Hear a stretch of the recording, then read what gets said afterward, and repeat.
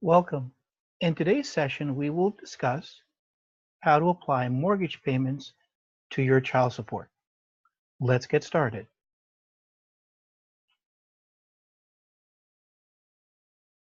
Hello, my name is Chris, and I provide information on child support and the effects on the family. In our channel, we cover the topic of child support, including education, laws, precedents, templates, summons, and we hope that you'll look at our other stories on our channel.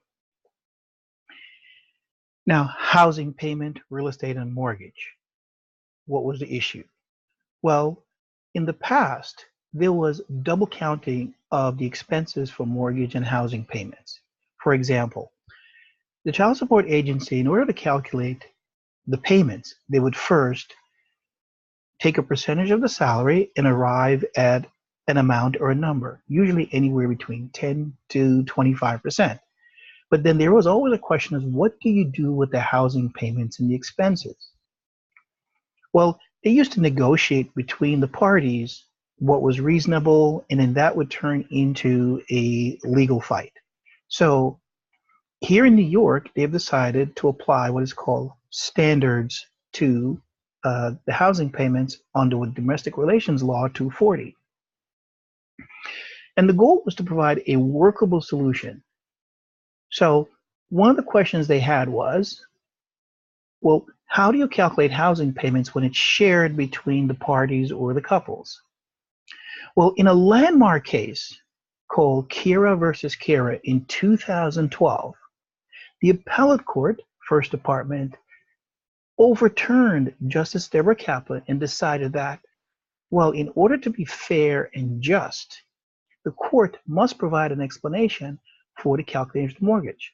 So one of the consideration is deduct both mortgage, real estate tax, and housing payments from the gross income of the parties, and then apply the guidelines to child support. So in essence, that way the calculation for child support would be a separate issue from what is called housing and lodging, because the child support guideline says it should also include a portion of housing. Well, based on that decision, if you are paying child support, you have a solution now. After they've deducted the housing cost and the expenses, you can apply for modification. One way to apply for modification is in the administrative or family court with a petition. The other way, if you're a divorced couple, you can file a motion for the modification in Supreme Court or district court, depending on where you are.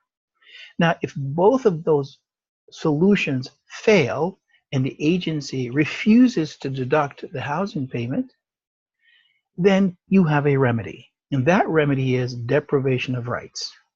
And this is where you can file a lawsuit against a child support agency and its agents for not deducting the expenses for housing payments. Here is where we help you with doing that process if you decide to file a lawsuit against the child support agency. You can also file a lawsuit against the support magistrate for breach of contract, for fraud on the court. You can also file a lawsuit against the Department of Motor Vehicle as well. Now, if you have questions on this or any other topic, please contact me via email, and also please keep your comments concise and specific to the point. Also, we're asking if you'll donate to our cause, whereas we provide case laws and legals to match your situation with child support. In the future, we will provide courses and comments on other areas of child support, including the Department of Justice, child support programs, Rooker-Feldman, immunity, motions, all the issues that you encounter while you're in the middle of child support. This brings us to the end of our session. I hope you enjoyed it. And again, if you have additional questions, please reach out to us. Thank you.